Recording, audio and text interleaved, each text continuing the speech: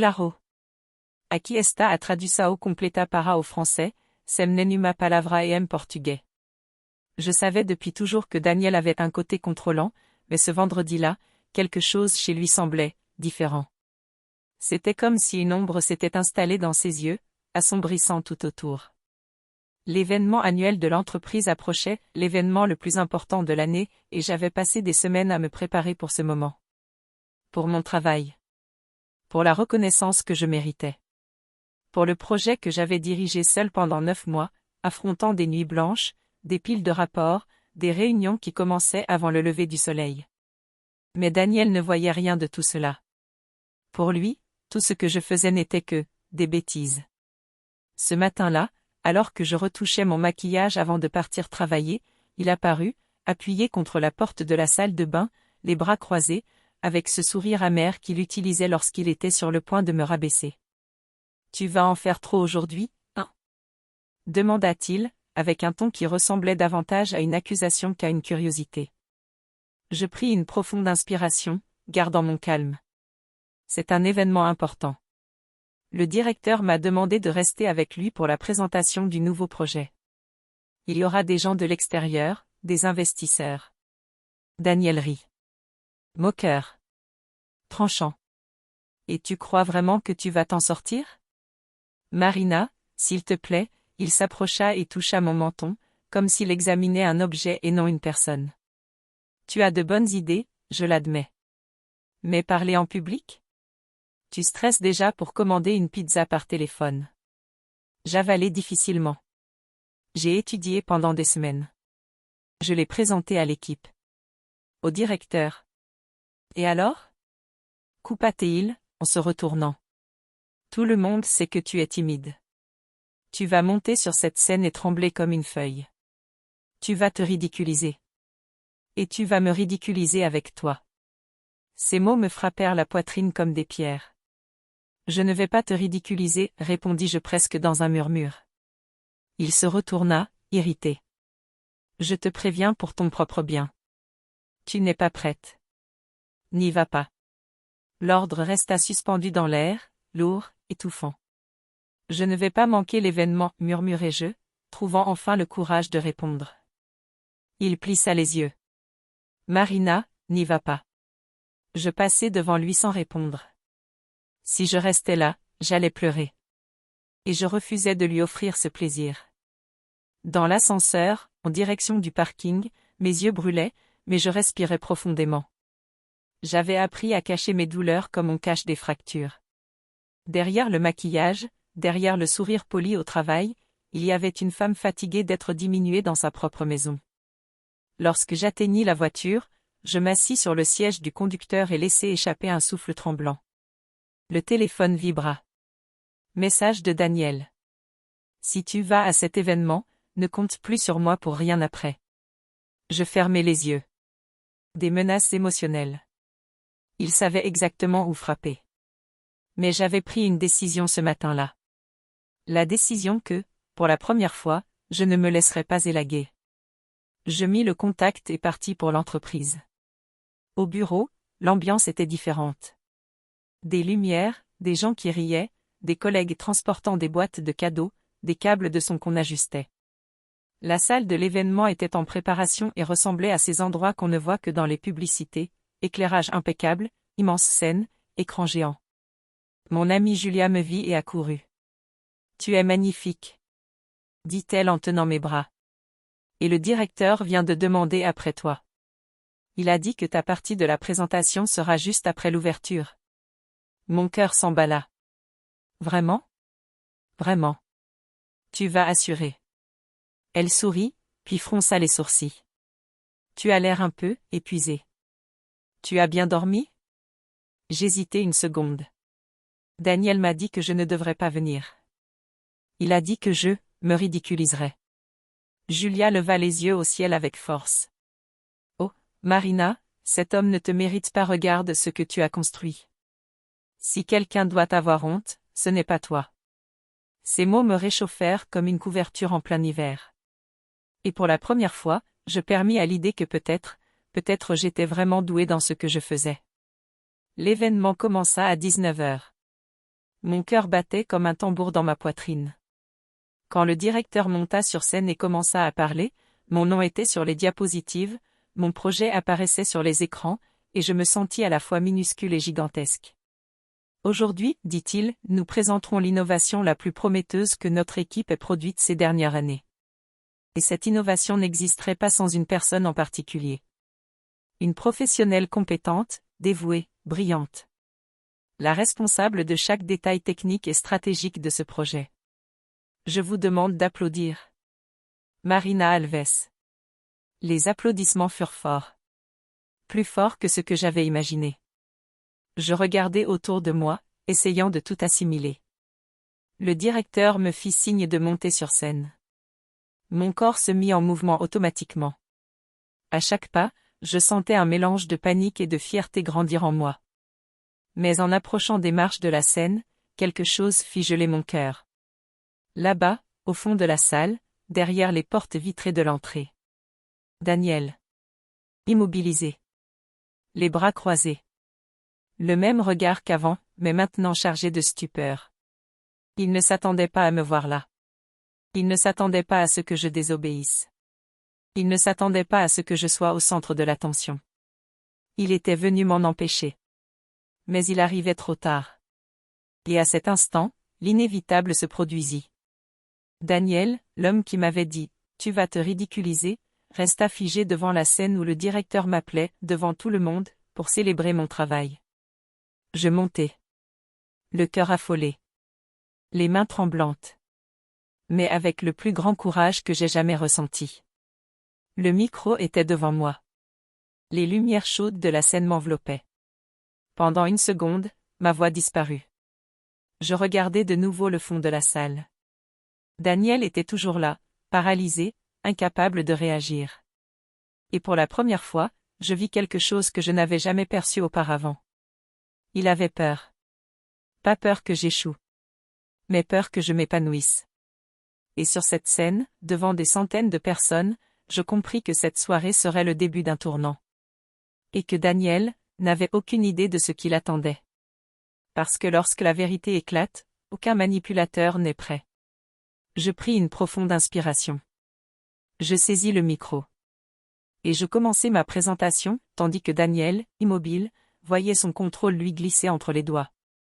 La guerre silencieuse entre nous venait de changer de camp. Ce procisar de ajuste, revisao de tom ou versao literaria aprimorada, posso preparar para você. Les applaudissements résonnaient encore lorsque je terminai mon discours. Le directeur sourit, satisfait, m'enlaça comme si j'étais une pièce précieuse de l'entreprise, et je l'étais. Pour la première fois, j'y croyais vraiment. La sensation était chaude, presque électrique, comme si la lumière de la scène avait pénétré ma peau et rallumé des parties de moi qui étaient éteintes depuis longtemps. Mais cette sensation ne dura pas. Lorsque je descendis de la scène, je vis Daniel traverser la salle d'un pas dur. Son visage portait une expression que je connaissais bien, ce mélange de colère, de frustration et de contrôle qui lui échappait. Il tenta d'avoir l'air calme, mais ses yeux révélaient tout. Julia remarqua son approche et murmura. « Oh là là, voilà l'ouragan. » J'avalai difficilement. Daniel m'atteignit près de la table d'accueil, où il y avait assez de monde pour l'empêcher de faire un scandale complet, mais pas assez pour empêcher le carnage dans ses yeux. Il se pencha vers moi, les dents serrées. « On peut parler ?» demanda-t-il, d'un calme fou qui fit frissonner ma peau. « Pas maintenant, répondis-je, en gardant un ton ferme. Je suis avec mes collègues. L'événement n'est pas terminé. » Il rit. Un rire court, sans humour. « Ah, donc maintenant tu es importante, hein? Maintenant tu donnes des ordres? Maintenant tu te crois forte? Je ne donne pas d'ordre. Je travaille. C'est mon travail. » Daniel approcha son visage de mon oreille. Sa voix arriva basse et tranchante. « Tu m'as désobéi. » Ce mot, désobéi, glaça ma colonne vertébrale. C'était donc ainsi qu'il me voyait? Comme quelqu'un qui devait obéir à des ordres? Pendant une seconde, je sentis l'ancienne Marina essayer de remonter à la surface. Celle qui baissait la tête. Celle qui s'excusait sans savoir pourquoi. Mais quelque chose en moi était différent ce soir-là. Quelque chose avait changé au moment où mon nom avait retenti dans les haut-parleurs de l'auditorium. Je me redressai. Je ne suis pas ta propriété, Daniel. Je n'ai pas besoin de ta permission pour vivre ma vie. Son visage devint rouge à une vitesse impressionnante. On pouvait presque voir la fureur pulser dans sa mâchoire.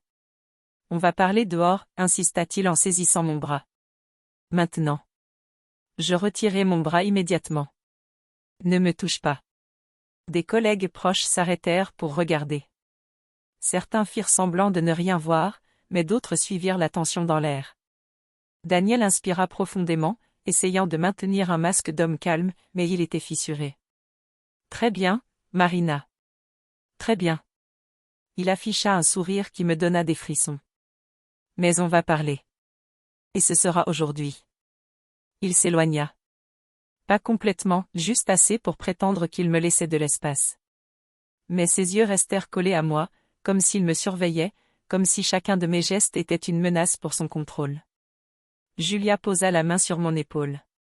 Ma belle, tu veux que j'appelle la sécurité? Je secouai la tête. Non. Ça va. Il n'accepte juste pas de perdre le contrôle. Marina, dit-elle, sérieuse, cet homme n'est pas normal. Je le savais. Je le savais très bien. Mais à ce moment-là, l'événement était ma forteresse. Il y avait du monde, du bruit, de la lumière. Il ne pouvait rien faire ici. Du moins, pas physiquement. Mais la guerre psychologique avait déjà commencé. Lorsque l'événement prit fin, le directeur vint me voir. Félicitations encore une fois, Marina. Je suis impressionné par ta confiance sur scène. D'ailleurs, je te parlerai bientôt d'une proposition interne.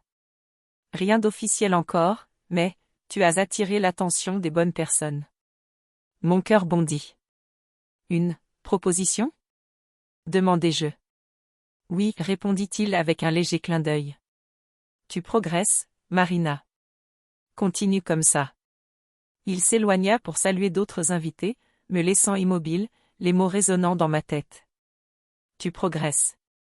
C'était tout ce que Daniel n'avait jamais voulu que je fasse. Lorsque je me retournai pour chercher Julia et lui dire au revoir, mon corps se figea. Daniel était là.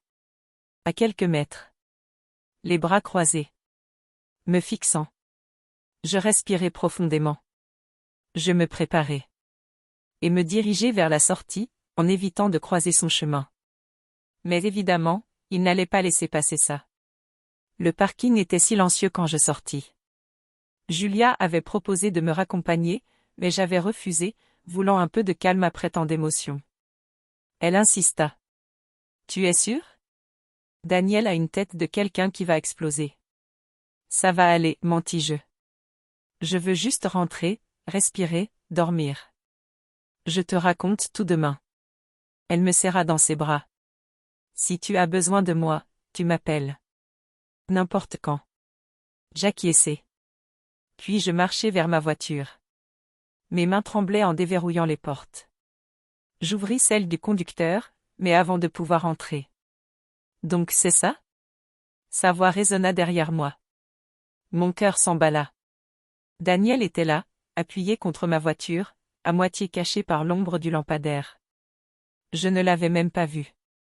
Qu'est-ce que tu veux? Demandai-je, sans hausser la voix. Je veux comprendre ce qui t'arrive, répondit-il en s'approchant lentement. Parce que la Marina que je connaissais ne m'aurait jamais affronté comme ça. Peut-être parce que la Marina que tu connaissais en avait assez d'être rabaissée, répliquai-je. Il m'observa quelques secondes. Son silence était terrible. Tu crois que tu vas aller quelque part sans moi? Demanda-t-il avec un calme terrifiant. Tu crois que tes petits amis du travail vont te soutenir quand tu tomberas? Tu crois que ce directeur va te protéger? Tu n'es rien sans moi. Ces mots me frappèrent. Pas comme avant. Pas avec le même impact dévastateur. Mais comme un rappel du gouffre dont je sortais. Daniel, dis-je, levant enfin les yeux pour affronter son ombre. Je viens d'être reconnu pour mon travail. Toute l'entreprise m'a applaudi. Je suis doué dans ce que je fais. Et, pour la première fois, je le sais. Il fit un pas vers moi. Tu te prends pour quelqu'un juste à cause de quelques applaudissements? Non, répondis-je.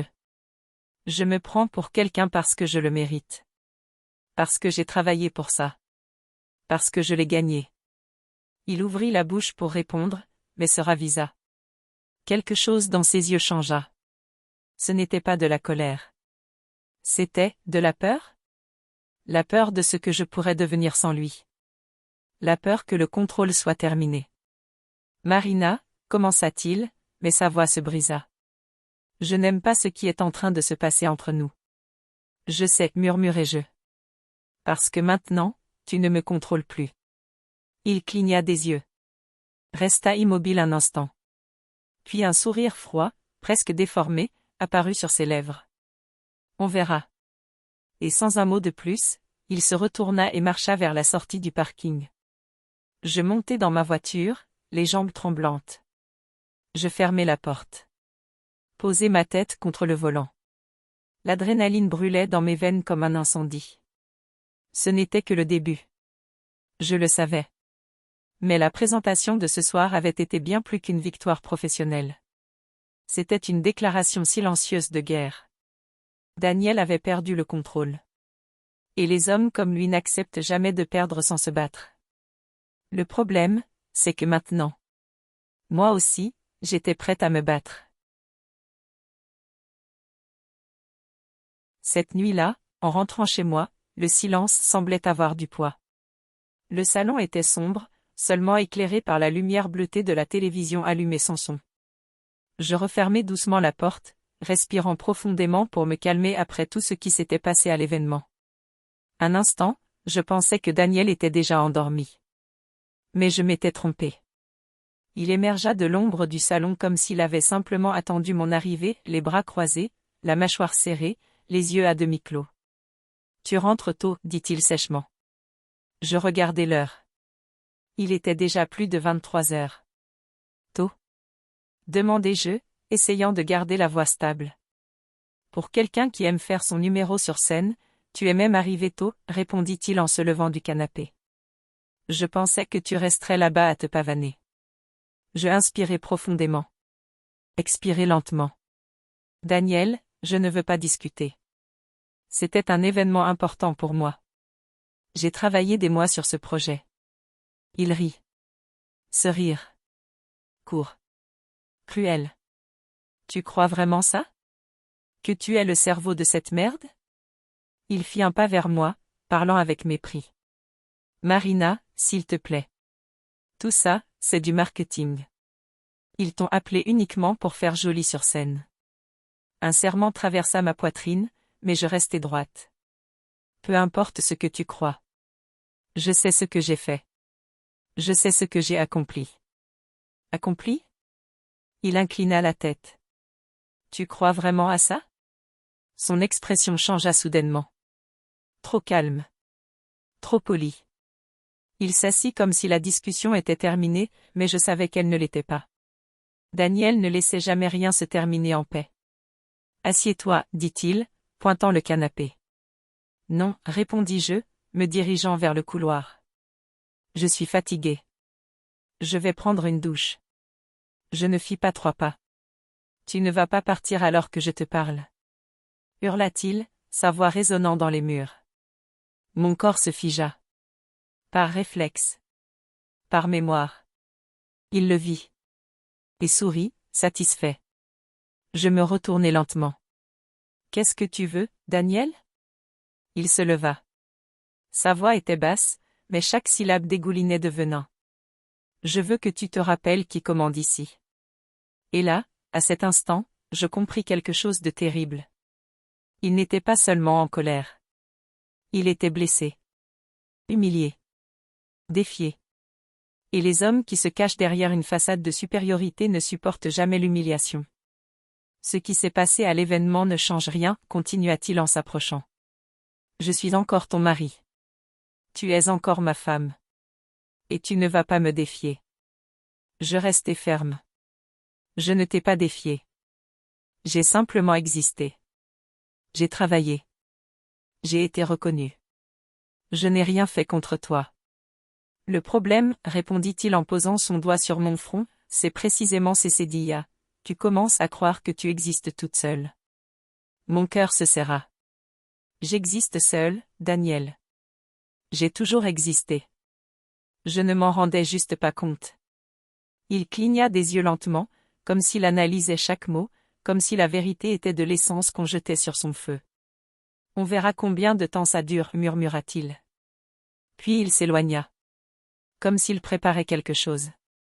Je dormis mal cette nuit-là. Chaque mouvement dans le couloir me réveillait. Chaque bruit ressemblait à une menace. Et le pire, c'est qu'il ne dit plus rien. Son silence était pire que la dispute. Parce que quand Daniel se taisait, il préparait quelque chose. Le lendemain matin, alors que je préparais le café, il apparut dans la cuisine, déjà habillé pour sortir. Costume impeccable. Parfum fort. Expression, froide. Bonjour, dis-je, sans attendre de réponse. Il prit les clés de la voiture. Pas besoin de préparer mon café. Je ne déjeunerai plus à la maison. Très bien, répondis-je. Mais il ne sortit pas. Il resta planté dans l'encadrement de la porte, me regardant. Ah, dit-il avec un sourire tordu, je suis passé à ton entreprise hier après ton départ. Mon estomac se contracta. À l'entreprise? Pourquoi? Je voulais comprendre la raison de ton petit numéro. Il haussa les épaules. Rien de plus. Non. Ce n'était pas rien.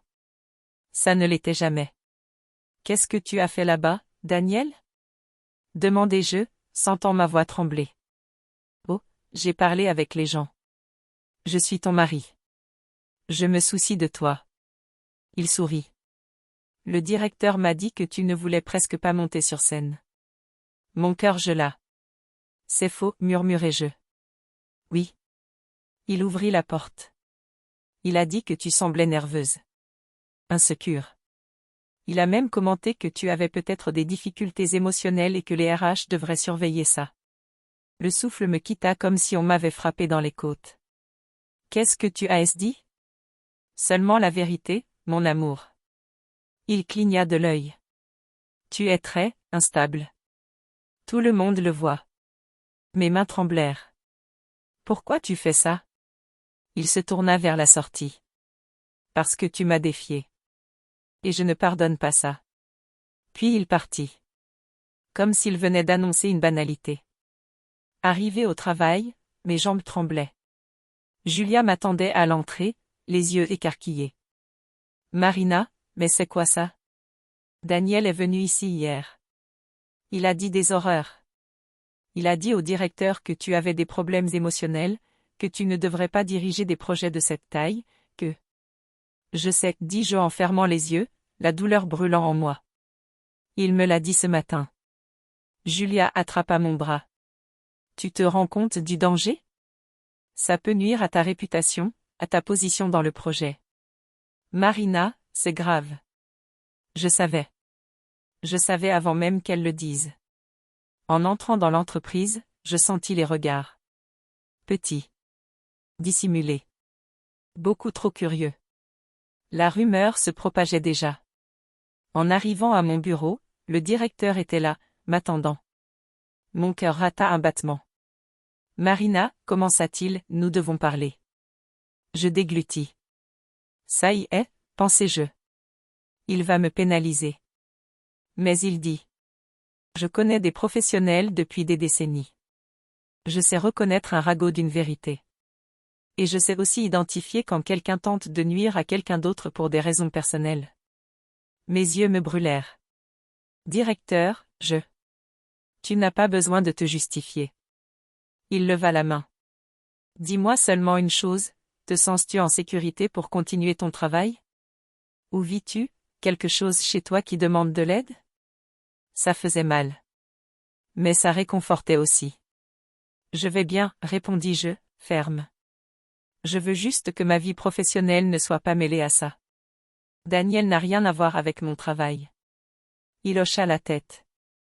J'ai déjà parlé au service RH. Ignore tous les commentaires malveillants. Tu es protégé ici. Puis il ajouta, Et au sujet de l'événement d'hier, tu as brillé, Marina. Ne laisse personne t'enlever ça. Je respirai profondément. Très profondément. Parce que, à ce moment précis, je compris. Daniel essayait de détruire mon travail. Ma réputation. Ma crédibilité. Mais j'avais un réseau maintenant. Quelque chose qu'il n'avait pas prévu. Il avait toujours cru que j'étais seule. Cette fois, je ne l'étais pas. Même ainsi, en sortant du bureau du directeur, une certitude me transperça l'estomac. Daniel n'allait pas s'arrêter. Ce n'était que le début.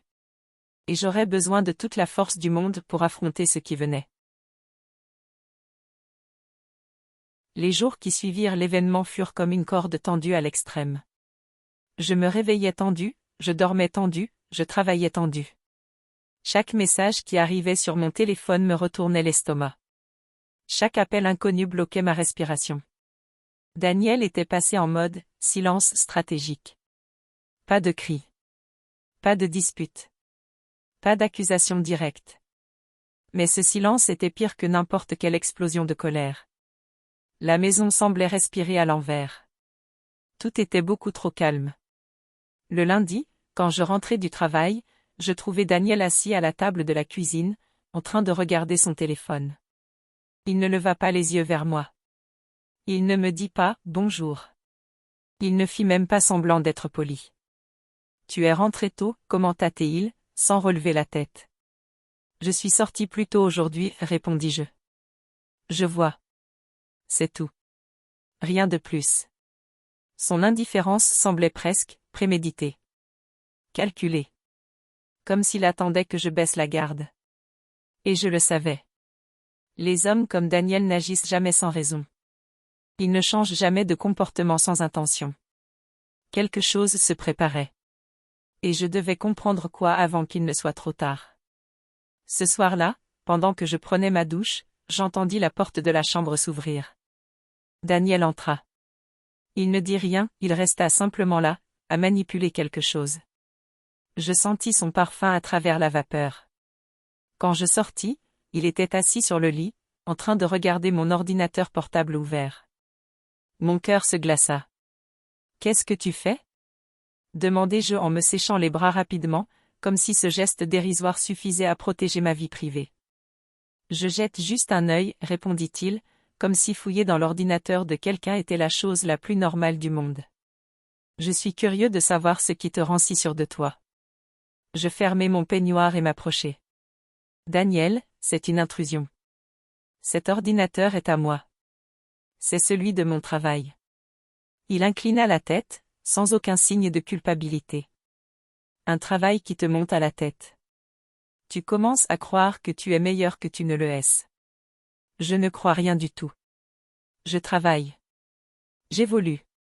Je montre ce que je sais faire. Il sourit. Un sourire lent. Le genre de sourire qui précédait toujours quelque chose de mauvais. Et oui, tu es en train de grandir. Et quand des gens comme toi commencent à grandir, ils oublient d'où ils viennent. Des gens comme moi? Répétai-je, n'arrivant pas à croire ce qu'il insinuait. Oui. Tu sais très bien de quoi je parle. Il ouvrit les bras, théâtral. Une femme ordinaire, sans éclat, sans talent, qui du jour au lendemain monte sur scène et se prend pour une star. Quelque chose se brisa en moi. Je ne suis pas ordinaire. Et même si je l'étais, il n'y aurait aucun mal à ça. Ce que j'ai obtenu, je l'ai mérité. C'est le fruit de mon effort. De mon travail. Ça ne te concerne pas. Il applaudit lentement. Quel beau discours. Dommage que ce soit un mensonge. Et puis il dit quelque chose qui fit glacer mon sang. J'ai parlé à ta mère aujourd'hui. Je sentis la force quitter mes jambes. Tu as dit quoi? Je l'ai appelée. J'ai demandé comment tu allais. J'ai demandé si elle remarquait un changement de comportement. Si tu agissais bizarrement. Je m'avançai lentement, presque sans parvenir à respirer.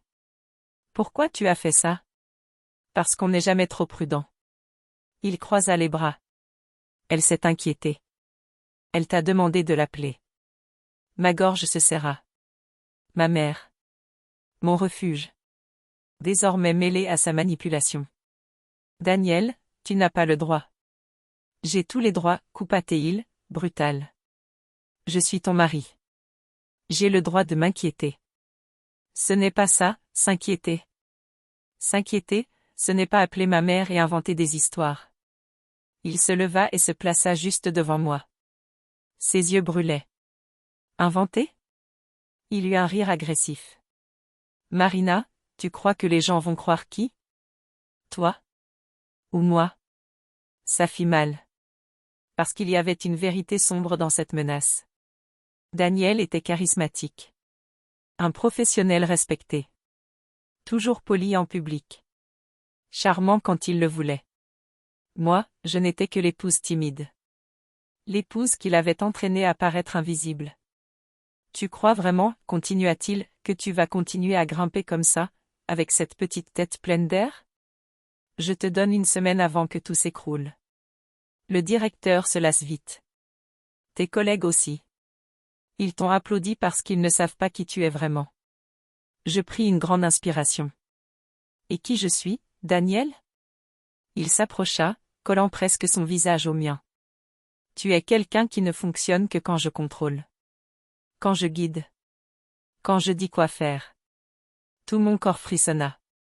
Mais maintenant, ajouta-t-il avec un sourire, on dirait que tu veux jouer à l'indépendante. Je reculai de 2 pas, sans même m'en rendre compte. Il le remarqua. Et cela le rendit encore plus sûr de lui. Tu ne gagneras jamais sans moi. Je n'essaie pas de gagner, répondis-je. J'essaie de vivre. Il eut un rire bref. Vivre? Marina, la réalité ne marche pas comme ça. Tu as besoin de moi. Et je vais te le rappeler. Même s'il faut le faire à la dure. La phrase resta suspendue dans l'air. À la dure. Une menace. Claire. Directe. Glaciale. Mon cœur s'accéléra, et je sentis quelque chose changer en moi. Ce n'était pas de la peur, c'était un instinct. Je devais me protéger. Le lendemain matin, avant que je parte au travail, je trouvai quelque chose d'étrange sur la table de la cuisine, mes papiers, ma carte d'identité, mon permis de conduire, ma carte d'assurance santé. Tous sortis de mon porte-documents. Éparpillés, comme si quelqu'un avait fouillé dedans. Je allai le confronter immédiatement. Pourquoi mes papiers étaient sur la table? Daniel, en train de boire son café comme si de rien n'était, haussa les épaules. Parce que j'avais besoin de vérifier quelques trucs. Qu'est-ce que tu avais besoin de vérifier? Il leva les yeux vers moi, serein, presque trop calme. Où tu vas? Ce que tu fais. Qui t'influence? Je pense que c'est mon droit, en tant que mari. Ces mots brûlèrent. Ton droit? Murmurai-je. Tu as fouillé dans mes affaires sans permission. Si tu n'as rien à cacher, où est le problème? Mon estomac se retourna. Daniel franchissait des limites. Et les limites qu'il franchissait, il ne les abandonnait jamais, il les repoussait toujours plus loin. Je ramassai mes papiers à la hâte. Je ne vais pas continuer cette conversation. Il sourit. Bien sûr que si. Tu continues toujours. Parce que tu n'as pas d'issue. Mais il se trompait. Je commençais à avoir une issue. Au travail, je parvins à cacher le tremblement de mes mains. Mais Julia le remarqua quand même. Marina, regarde-moi, dit-elle en prenant mes épaules. Qu'est-ce qui s'est passé? Tu es livide. Je voulais mentir. Dire que ce n'était que la fatigue. Juste du stress. Mais les mots sortirent tout seuls. Julia, il a fouillé dans mes papiers. Il appelle ma mère. Il vient à l'entreprise. Il me suit émotionnellement. Je ne sais plus quoi faire. Ses yeux s'agrandirent. Ma belle, c'est dangereux. Vraiment. Ce n'est pas de la jalousie. Ce n'est pas de l'insécurité. C'est du contrôle. Et le contrôle, ça devient de la violence. Un frisson me parcourut. Parce qu'au fond de moi, je le savais déjà. Elle serra ma main. S'il a commencé à toucher à tes papiers, c'est qu'il prépare quelque chose. Quelque chose de sérieux. Et là, je compris. Daniel n'était pas seulement blessé. Il était en train de planifier ma destruction. Et la question qui m'envahit tout entière à cet instant fut: qu'est-ce qu'il préparait exactement? La réponse viendrait. Mais je n'étais pas encore prête à l'affronter. J'ai toujours entendu dire que, lorsqu'une personne contrôlante se rend compte qu'elle perd le pouvoir, elle change de stratégie. Pas pour abandonner, mais pour frapper là où ça fait le plus mal. Daniel était exactement ce type d'homme. Après avoir fouillé mes documents, appelé ma mère et répandu des rumeurs à mon travail, je savais que la situation empirait. Mais je n'imaginais pas à quel point les choses allaient s'accélérer.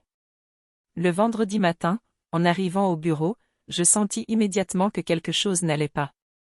Les gens me regardaient avec une curiosité dissimulée. Certains détournaient les yeux quand je passais, d'autres chuchotaient. Julia, en me voyant, vint droit vers moi. Marina, respire profondément. Elle prit ma main. Tu n'as pas vu? Vu quoi? Elle inspira comme si elle s'apprêtait à annoncer une catastrophe. Daniel a posté sur Facebook. Sur Instagram. Dans le groupe de la famille. Dans le groupe de l'église. Il vous a exposé. Mon monde s'arrêta. Exposé? Comment ça? Elle me tendit son propre téléphone, où la publication était ouverte. Les amis, je suis très inquiet pour Marina. Elle est instable, agressive, elle explose sans raison. Hier, elle est sortie de la maison en criant que je l'empêchais d'avancer dans sa carrière. Je ne sais plus quoi faire. Priez pour nous. Mes yeux brûlèrent. Je n'ai jamais dit ça, murmurai-je, suffocant. Je n'ai jamais crié, je n'ai jamais fait ça. Julia verrouilla le téléphone. Je sais, ma belle. Je sais. Mais les gens ne savent pas. Et ils se servent du fait que tu es discrète. Tu ne fais jamais de vagues. Tu ne t'imposes jamais. Alors, pour les autres, ça a l'air vrai. Ma gorge se serra.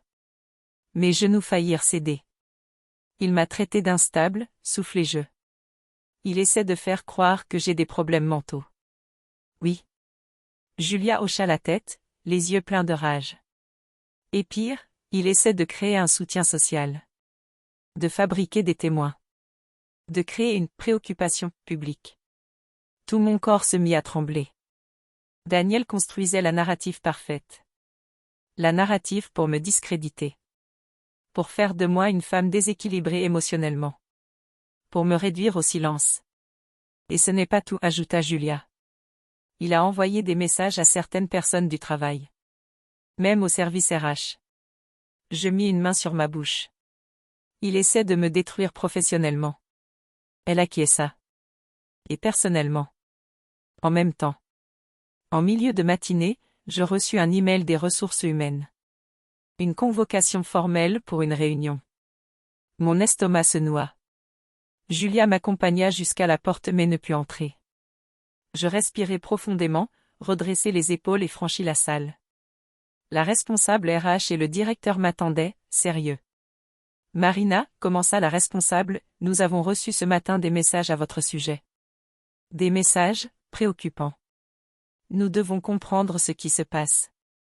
Je fermai les yeux une seconde. Puis parler. Je sais exactement quels messages vous avez reçus. Daniel les a envoyés. Et je dois vous dire quelque chose avant tout. Je l'ai regardé droit dans les yeux. Mon mari essaie de m'intimider depuis l'événement de l'entreprise. Il ne supporte pas que j'ai grandi professionnellement. Il ne supporte pas que je sois montée sur scène. Et maintenant, il essaie de détruire ma réputation. La responsable se pencha vers l'avant. C'est grave, Marina. Avez-vous un moyen de prouver ce que vous avancez? J'ai des témoins, répondis-je. Des collègues. Ma mère, qui a reçu ces appels. Des captures d'écran. Et des amis qui étaient avec moi lors de l'événement et ont vu quand il a tenté de me confronter. Le directeur me scruta attentivement. Marina, je vais être direct, votre comportement aujourd'hui et hier ne correspond pas du tout à celui d'une personne instable. Vous êtes calme, lucide, cohérente. Je vous crois. Mais nous devons tout formaliser pour votre protection. Mes yeux picotèrent.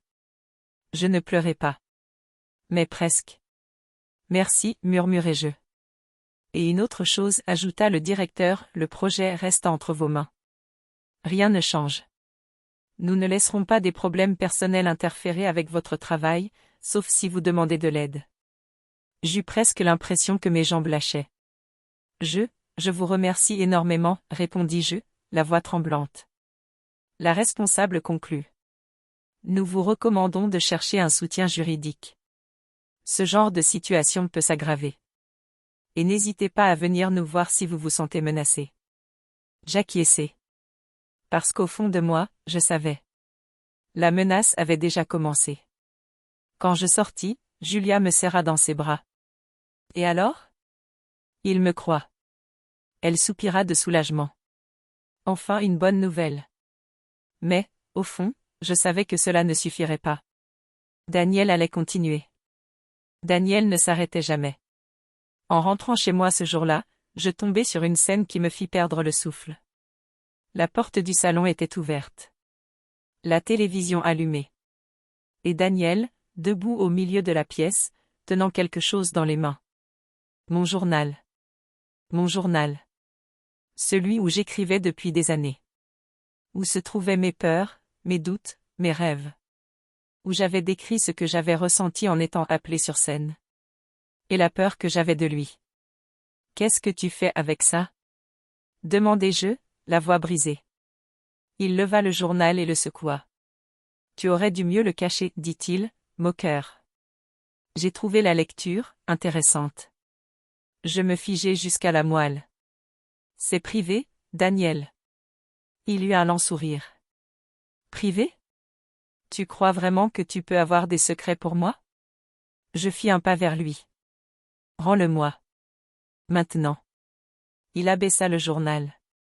Me regarda droit dans les yeux. Et lâcha, avec une cruauté glaciale. Tu as vraiment écrit ici que tu avais peur de moi? Que j'étais, abusif? Il rit. Tu penses que quelqu'un va te croire? Toi ou moi?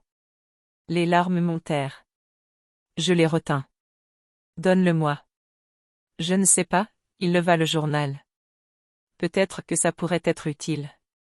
Peut-être que ça prouvera que tu as vraiment des problèmes. Que tu es instable émotionnellement. On ne sait jamais, ça peut servir un jour. Mon cœur s'arrêta. Il gardait mon journal. Comme une arme. Daniel, soufflai-je, c'est de la cruauté. Non, répondit-il en rangeant le journal dans son tiroir. C'est de la prévention. Il me fixa longuement avant d'ajouter. Et je t'avertis, je fais juste commencer. Cette nuit-là, je ne dormis pas. Je restai assise, le cœur cognant contre mes côtes. Daniel avait franchi des limites que je n'aurais jamais imaginées. Pas seulement émotionnelles. Mais personnelles, professionnelles, psychologiques. Et il était évident qu'il préparait quelque chose. Quelque chose de sérieux. Quelque chose qui me détruirait si je ne réagissais pas. Dans l'obscurité, alors que la maison semblait retenir son souffle, une phrase résonna en moi comme un coup de feu. Il se prépare à la guerre. Et je ne peux pas attendre qu'il attaque. J'avais besoin d'aide. De protection. De stratégie. J'avais besoin de réagir. Et cette nuit-là, je décidai. Je ne serais plus la femme qu'il pouvait manipuler. Je deviendrais la femme qu'il n'avait jamais réussi à prévoir. Le lendemain, je me réveillai avec une sensation étrange dans la poitrine, un mélange de peur, d'épuisement et de quelque chose de nouveau, la détermination. Je ne pouvais plus ignorer. Je ne pouvais plus attendre que Daniel escalade jusqu'au point de non-retour. Il avait déjà franchi toutes les limites imaginables, fouillé mes documents, infiltré mon entreprise, déformé mon image sur les réseaux sociaux et encore volé mon journal intime. Maintenant, il avait entre les mains quelque chose qu'il pouvait utiliser contre moi, et je savais qu'il le ferait. Daniel répétait un schéma, et ce schéma menait toujours à la destruction. Ce matin-là, avant même de prendre mon café, j'envoyai un message à Julia. J'ai besoin d'aide. Et j'en ai besoin aujourd'hui. Elle répondit en quelques secondes. Je suis avec toi. Tout ce dont tu as besoin. Ce soutien fut le premier souffle d'air qui ne brûlait pas mes poumons. Avant le déjeuner, une idée commença à prendre forme. Une idée risquée. Inhabituelle. Mais nécessaire. J'avais besoin de preuves. Si Daniel prévoyait de me détruire avec des mensonges, je devais enregistrer la vérité. Enregistrer ses manipulations. Enregistrer ses intrusions. Enregistrer les menaces qu'il proférait d'une voix calme, presque douce, la même voix que le monde considérait comme celle d'un homme exemplaire. Je décidai d'installer une application d'enregistrement automatique sur mon téléphone. Rien d'illégal, seulement l'enregistrement de conversations privées auxquelles je participais. Autorisé. Légal. Et vital si un jour il tentait de me déclarer instable ou agressive. Mais cela ne suffirait pas. J'avais besoin de témoins. De personnes capables de confirmer son comportement. Quelqu'un qui verrait son contrôle, ses humiliations, sa capacité de tordre la réalité. Alors je pensais à quelqu'un que j'avais évité d'impliquer jusque-là, ma mère. Ma mère avait toujours été un refuge de paix, mais elle avait toujours cru en Daniel. Il la charmant facilement. Avec elle, il était le gendre parfait, poli, gentil, travailleur. Mais l'appel qu'il lui avait fait, insinuant que j'étais déséquilibré, avait créé une fissure. Je devais agrandir cette fissure. L'après-midi, je me rendis chez elle. Quand elle ouvrit la porte, son expression était tendue. Marina, elle inspira profondément. J'ai été inquiète après ce que Daniel m'a dit. J'entrai lentement. On doit parler. Je m'assis sur le canapé et lui racontai tout. Depuis l'interdiction d'aller à l'événement, les humiliations, la scène à la fête, la manipulation sur les réseaux sociaux, la traque émotionnelle, le journal violé. Ma mère devint pâle. Ma fille, sa voix trembla. Pourquoi tu ne m'as jamais rien dit? Parce que j'avais honte. Ma voix se brisa. Parce que je pensais que le problème venait de moi. Parce que je croyais qu'il allait changer. Et parce qu'il me faisait croire que j'étais faible, instable, que tout était ma faute. Elle posa sa main sur la mienne. Tu n'es pas instable. Tu n'es pas faible. Faible est celui qui doit détruire l'autre pour se sentir en contrôle. Les larmes montèrent, silencieuses. Maman, il empire. J'ai besoin que quelqu'un voie. Que quelqu'un témoigne. Que quelqu'un soit là quand il essaiera de m'attaquer de nouveau. Elle redressa le dos. Je serai cette personne. Sa voix devint ferme, presque dure. Il ne te manipulera plus sans conséquence. Et là, je compris que je n'étais plus seule. Je rentrai chez moi en début de soirée. Daniel n'était pas encore arrivé. La maison était sombre et silencieuse, à part la lumière du lampadaire filtrant par la fenêtre du salon. Je sentis le poids de l'endroit. Le poids des souvenirs. Le poids des disputes étouffées, des menaces dissimulées, des manipulations en sourdine. Mais cette fois, quelque chose avait changé. Je n'entrais plus comme une victime. J'entrais comme quelqu'un qui observait, analysait, se préparait. J'installai l'application d'enregistrement sur mon téléphone. Puis je relus les emails de l'entreprise, confirmant que les RH avaient bien enregistré la situation avec Daniel. Chaque geste était calculé. Réfléchi. Stratégique. Je ne voulais pas la guerre. Mais il l'avait déjà déclarée. Vers 20h, Daniel arriva. Il entra sans bruit, ce qui était inhabituel, car il adorait annoncer sa présence. Son visage portait une expression que je n'avais pas revue depuis notre première année de mariage, un mélange dangereux de colère comprimée et de fausse tranquillité. « Salut » dit-il en posant les clés sur la table. « Salut ». Il ne s'approcha pas. Ne tenta pas d'embrasser mon front. Ne demanda pas comment s'était passée ma journée. « On doit parler » annonça-t-il d'une voix basse. Mon corps se raidit, mais je restai calme. « De quoi ?» Il me fixa intensément. « De toi qui racontes des choses sur nous aux autres. Tu répands des mensonges. » J'inspirai profondément. Je ne répands rien. J'ai seulement dit la vérité. La vérité? Il rit brièvement. Ta vérité, hein? Parce que la mienne est bien différente. La tienne est pratique, répliquai-je. La mienne est réelle. Il croisa les bras. Marina, tu vas trop loin. Beaucoup trop loin. J'essaie de te protéger de toi-même. Protéger? Je ris sans humour. Daniel, tu essaies de contrôler. Tu as toujours contrôlé. Ses yeux s'assombrirent. Si tu continues, tu vas tout perdre. Et ce ne sera pas ma faute. Je n'ai plus peur de toi, répondis-je. Et c'était vrai. La peur existait encore, mais elle ne dirigeait plus mes décisions. Et tu le sais. Il fit un pas vers moi, presque en m'acculant. Ne joue pas à ça avec moi. Tu vas le regretter, Marina. Je regrette depuis des années, répliquai-je, mais ça, c'est fini. Un silence lourd suivit. Le genre de silence avant un tremblement de terre. Puis il dit quelque chose qui fit disparaître le sol sous mes pieds. J'ai tout ce qu'il faut pour te détruire. Mon estomac se contracta. Comment ça? Ton journal. Tes messages. Tes réactions émotionnelles. Tu n'imagines pas à quel point ça peut servir si je veux te faire passer pour... Il marqua une pause, me fixant droit dans les yeux, instable. Ma voix sortit presque inaudible. Tu ferais ça? Si nécessaire. Mon cœur brûla, de révolte, plus de peur. Alors il est temps que je me protège de toi. Il sourit, froid. On verra bien si tu y arrives. Lorsqu'il se verrouilla dans le bureau, j'en profitai. Je pris mon téléphone et envoyai un message à ma mère. Demain. 10 heures, viens avec moi au tribunal. Je dois déposer une main courante. Elle répondit avec 3 mots. Je suis là. Je posai le téléphone et m'assis sur le lit. L'air était lourd. La tension presque palpable. Mais pour la première fois depuis longtemps. Je me sentais solide. La guerre de Daniel avait commencé. Mais maintenant, j'avais une stratégie. J'avais des preuves. J'avais une témoin. J'avais une voix.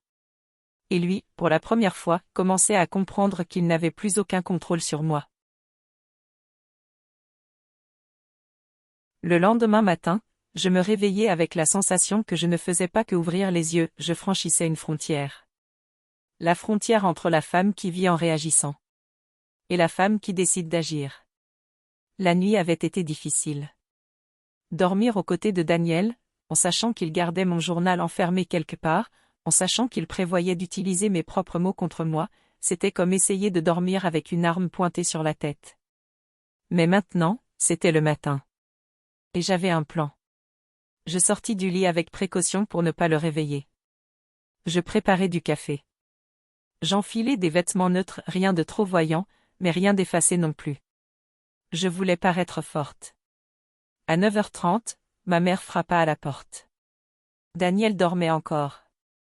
On y va, murmurai-je en prenant mon sac. Nous avions 1 heure avant d'arriver au centre d'accueil judiciaire.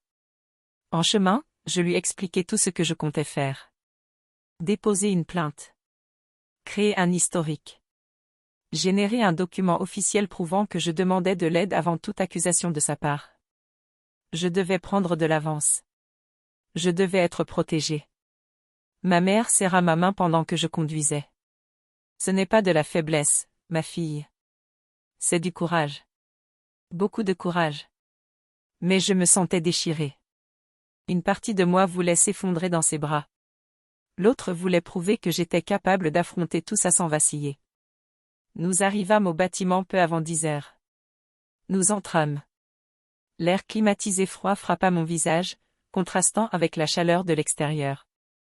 Lorsque je m'assis devant l'agente et que je commençai à expliquer, je sentis ma voix vaciller. Mon mari essaie de me détruire psychologiquement, commençai-je.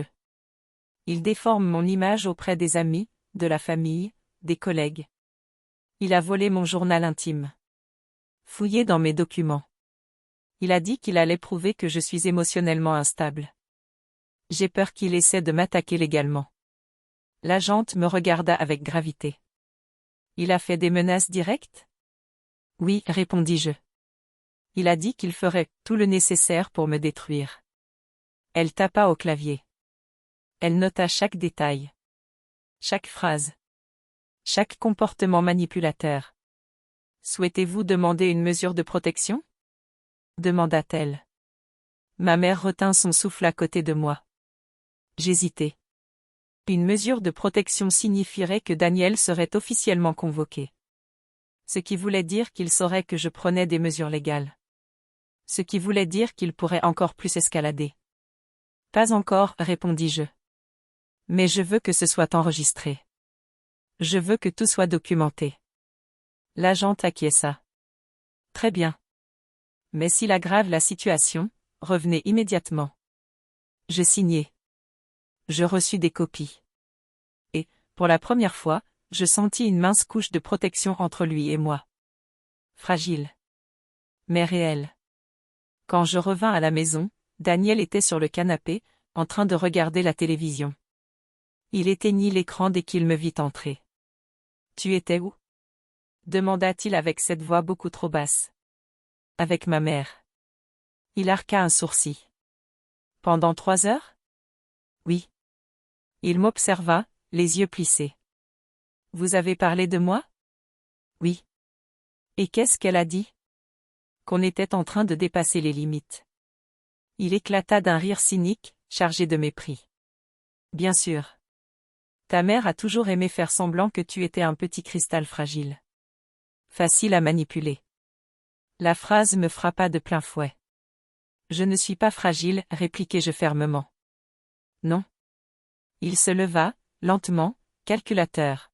« Parce que, vu comment tu te comportes, on dirait exactement ça, une femme en plein effondrement émotionnel. » Je marchai vers la cuisine, mais il me suivit de près. « Tu sais, Marina, » sa voix avait une douceur fausse, « tu te donnes tellement de mal pour paraître forte. Mais je vois tout. Je sais quand tu es sur le point de t'écrouler. » J'ouvris le réfrigérateur, juste pour avoir un prétexte pour ne pas le regarder. Il se plaça derrière moi. « Toute personne qui te regarde de près le voit, » continua-t-il. « Tu es instable. Déséquilibré. Émotionnellement imprévisible. » Je refermai le réfrigérateur d'un coup sec. « Ne me parle pas comme ça, » dis-je, la voix tremblante de colère. « Pourquoi » Il inclina la tête. « Parce que ça fait mal d'entendre la vérité ? Parce que c'est de la violence psychologique. » Son expression changea. Une seconde. Un éclair. De la rage pure. « La violence psychologique, c'est ce que tu me fais, » répliqua-t-il. « Tu joues la victime devant tout le monde, tu essaies de me faire passer pour le monstre, tu pousses les gens à croire que je suis le problème. » « Je n'ai joué aucune scène, » répondis-je. Il se rapprocha encore. Tellement près que je pouvais sentir le parfum que j'aimais autrefois, et qui maintenant me donnait la nausée. « Tu m'as humilié devant l'entreprise entière, » souffla-t-il, agressif. « Tu es monté sur cette scène comme si tu étais quelqu'un. Comme si tu avais tout conquis seul. Et ensuite tu m'as regardé comme si j'étais, insignifiant. » Mon cœur s'emballa. C'était ça. Le nœud. La source. Le fait que j'ai été reconnu publiquement. Il posa les mains sur le plan de travail, de chaque côté de moi, m'encerclant sans me toucher. « Tu ne comprends pas, » dit-il entre ses dents. « C'est moi qui ai construit cette maison. C'est moi qui ai construit cette vie. C'est moi qui t'ai mise où tu es. Et tu oses grandir sans moi ? Tu ne m'as mise nulle part, répliquai-je. J'ai gagné ma place. » Daniel recula d'un pas, respirant profondément comme quelqu'un qui essaie de garder le contrôle.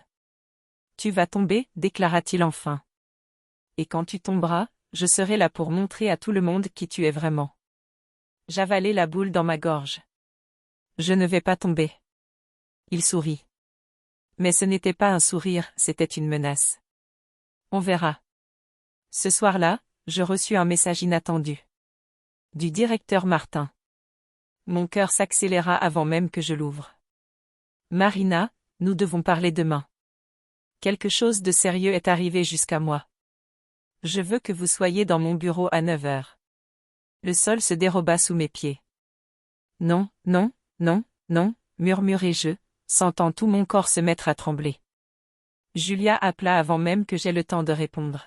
« Marina, tu as vu ? » « Mon Dieu, ma belle, je crois que Daniel a fait quelque chose. » Je forçai ma voix à sortir. « Quoi, quelque chose ?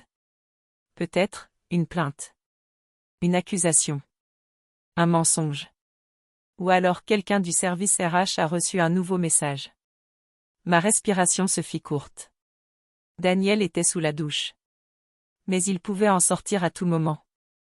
Je saurai demain, répondis-je. Julia déglutit. Tu vas y aller seule? Je regardai le couloir. Le bruit de l'eau de la douche. Non. Je ne vais plus nulle part seule. À 23 heures, quand Daniel dormait déjà, j'envoyai un message à ma mère. Demain j'ai une réunion importante. Tu peux venir avec moi? La réponse arriva vite. Oui. Et j'y serai.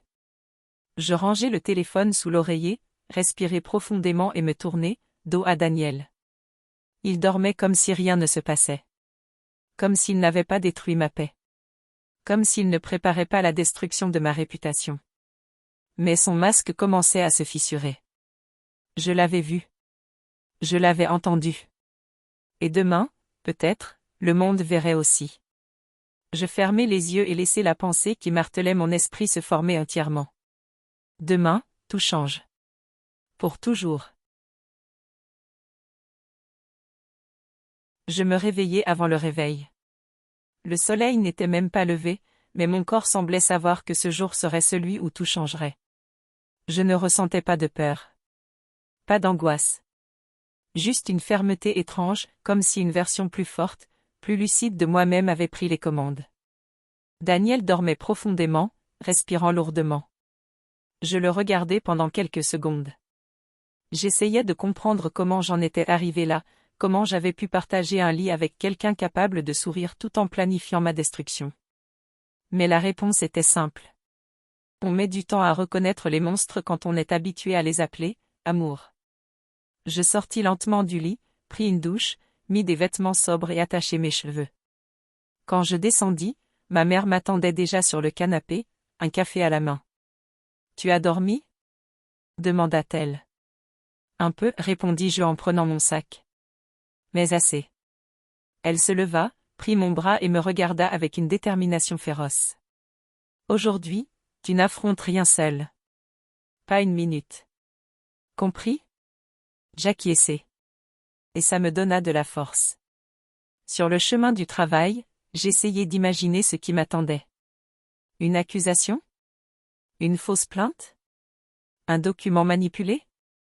Un mensonge répété jusqu'à devenir une « vérité » ? Daniel était créatif quand il s'agissait de me blesser.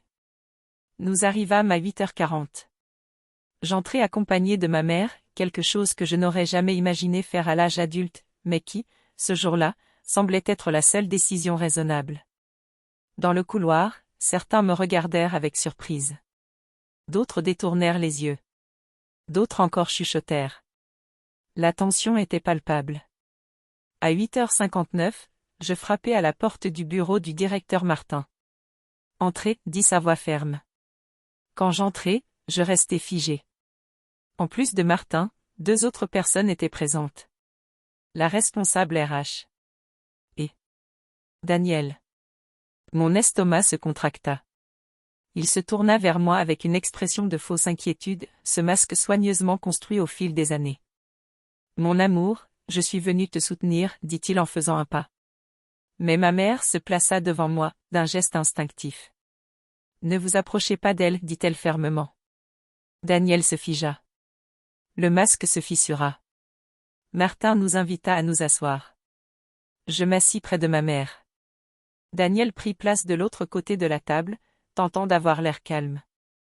Mais je vis la mâchoire crispée. Le doigt tapotant son genou.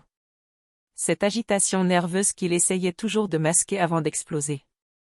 « Marina, commença Martin, nous avons reçu ce matin une plainte officielle impliquant votre nom. Nous pensons que vous devriez l'entendre directement. » Ma gorge se noua. La responsable ouvrit une enveloppe. « Votre mari nous a envoyé une lettre officielle, dit-elle. Affirmant que vous seriez, émotionnellement instable. Que vous feriez des crises et mettriez l'environnement de travail en danger. » Les yeux de ma mère s'écarquillèrent. Je serrai les poings. Et Daniel sourit. Un petit sourire discret, mais victorieux. Je suis inquiet pour elle, dit-il, avec une voix douce. Je veux l'aider. Mais elle a des accès de colère. Je crains qu'elle nuise à sa carrière si elle ne se soigne pas. J'ai juste demandé que vous la surveilliez, par précaution. Martin leva la main. Ça suffit. Son regard changea, plus ferme, plus autoritaire. Avant toute décision, nous avons demandé à Marina de nous présenter sa version. Daniel tourna lentement la tête vers moi, avec un regard qui disait « Je veux te voir essayer ». Je respirai profondément. J'ai déposé une plainte hier, dis-je. Contre lui. Pour harcèlement, manipulation émotionnelle, violation de vie privée et menaces. Le silence fut total. Daniel ouvrit les yeux, choqué. Quoi? Hurla-t-il. Tu as fait QOI? Ma mère posa une main rassurante sur mon épaule. Il a volé mon journal, continuai-je. Il essaie de créer une narration où je suis instable. Il manipule mon image auprès de ma famille, de mes amis et maintenant auprès de l'entreprise. La responsable RH écarquilla les yeux. Il a volé votre journal? Oui, répondis-je en regardant Daniel droit dans les yeux. Et il l'a admis. Je n'ai jamais dit ça. Cria-t-il en se levant brusquement. Si, répliquai-je calmement. Et je l'ai enregistré. Toutes nos conversations de ces derniers jours. Il se figea. Enregistré. Balbutia-t-il, pâlissant. Tu as enregistré nos conversations? Oui. Ma voix était ferme. Pour me protéger. Son souffle se coupa. Et je le vis. Enfin. De la peur. Pas de moi. Mais de la perte de contrôle. Martin inspira profondément. Marina, avez-vous ces enregistrements avec vous? Oui, répondis-je en sortant mon téléphone. Trié, daté et sauvegardé. Daniel devint rouge vif. Tu es folle. Hurla-t-il, frappant la table. Complètement folle. C'est une maladie. Tu as besoin de traitement. Tu es dangereuse. Le masque tomba. D'un coup. Sans élégance. Sans dissimulation. Martin se leva immédiatement. Monsieur Daniel, si vous ne vous calmez pas, je demanderai à la sécurité de vous escorter hors du bâtiment. Vous ne voyez pas? Il pointa un doigt tremblant vers moi. Elle est malade. Je peux le prouver. Elle écrit des choses horribles dans son journal. Ma mère se leva, glaciale. Et comment le savez-vous, Daniel? Demanda-t-elle. Vous avez lu son journal? Le silence qui suivit fut écrasant. Daniel cligna des yeux. Une fois. 2 fois. Son souffle devint saccadé. S'était ouvert. Martin croisa les bras. Donc vous confirmez. Daniel chercha à reprendre contenance. Je suis son mari. J'ai le droit. Non, dis-je. Vous ne l'avez pas. Il hurla. Tu es ma femme. Il ne le réalisa pas. Mais à cet instant, il s'était condamné tout seul. La responsable RH referma la chemise d'un coup sec. Monsieur Daniel, je vais vous demander de quitter les lieux immédiatement. L'entreprise ne tolérera pas un tel comportement dans un cadre professionnel. Daniel regarda autour de lui, yeux écarquillés, souffle court, et pour la première fois, il semblait perdu. Marina, souffla-t-il. Tu ne peux pas me faire ça. Pas comme ça. Tu n'as pas le droit. Mais si. J'en avais le droit. Et je l'ai fait. C'est fini, Daniel. Il avança d'un pas, mais Martin appela aussitôt la sécurité. Daniel fut escorté hors du bureau sous les cris, les insultes et les menaces incohérentes. Quand la porte se referma, le silence qui resta était libérateur. Martin soupira. Marina, l'entreprise est avec vous. Nous allons tout enregistrer. Et je vous recommande vivement de demander immédiatement une mesure de protection. Ma mère serra ma main. Et moi, pour la première fois depuis très longtemps, je respirai sans douleur dans la poitrine. 2 jours plus tard, Daniel reçut l'ordonnance d'éloignement. Il ne pouvait plus s'approcher de moi. Ni de l'entreprise. Ni de mes collègues. ni de ma famille. Et ainsi, pour la première fois depuis des années, la maison devint silencieuse. Sûre. Mienne. Il me fallut du temps pour réapprendre à vivre sans marcher sur des œufs. Du temps pour réapprendre à dormir. À faire confiance. À exister. Mais un jour, en rangeant un placard, je trouvai quelque chose dans une boîte oubliée au fond. Un journal tout neuf. Un cahier vierge. Et sur la première page, j'écrivis. J'ai survécu. Parce que j'avais survécu. Parce que j'avais combattu. Parce que j'étais renaissante. Et parce que j'avais enfin compris que ma vie ne lui avait jamais appartenu. Elle m'avait toujours appartenu, à moi.